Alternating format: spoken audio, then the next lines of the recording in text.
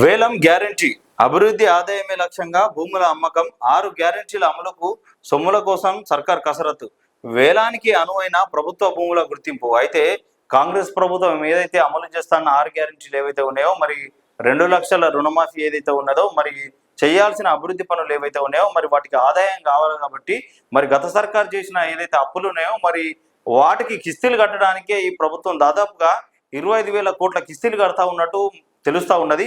మరి అభివృద్ధి పనులకు కానీ, వాళ్ళు ఇచ్చిన 6 గ్యారెంటీ అమలుకు కానీ ఏదైతే మరి ఖజానా కావాలనో, మరి వాటికి ప్రభుత్వం దగ్గర ఉన్న భూములు ఏవైతే ఉన్నాయో, ఖరీదైన భూములు, వాటిని వేలం వేయడానికి ప్రభుత్వం ఒక ప్రణాళిక సిద్ధం చేస్తా ఉన్నట్టు, పూర్తి స్థాయిలో ఒక ఏర్పాట్లు చేస్తా ఉన్నట్టు కనబడతా ఉన్నది.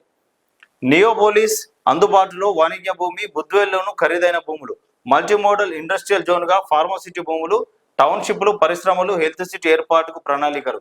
ORR, RRR మధ్య ఉన్న భూములపైన దృష్టి. భూముల వేలంతో 14,000 కోట్లు ఆర్జించిన గత సర్కార్. అయితే గత సర్కార్ ఏదైతే మరి భూములు వేలం వేసి 14 కోట్లు తీసుకున్నదో, అదే తరహాలో ఈ ప్రభుత్వం కూడా ఆలోచిస్తా ఉన్నట్టు తెలుస్తా ఉన్నది.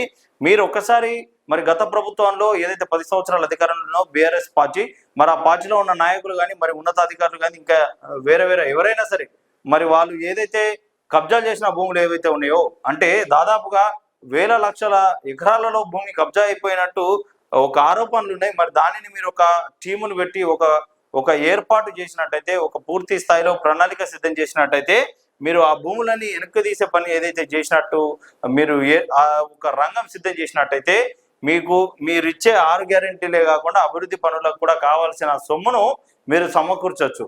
అంతలా ఈ 10 సంవత్సరాలు భూమి కబ్జా అయిపోయిన ఆరోపణలు ఉన్నాయి. మీరు ఒక టీమును పెట్టి ఒక పూర్తి స్థాయిలో ప్రణాళిక సిద్ధం చేసి, మీరు ఆ రంగం ఏదైతే సిద్ధం చేస్తే, ఖచ్చితంగా గత ప్రభుత్వంలో ఏదైతే మరి ఆ భూమి కబ్జాకు గురైందో దాన్ని ఖచ్చితంగా మీరు వెనక్కి తీయచ్చు.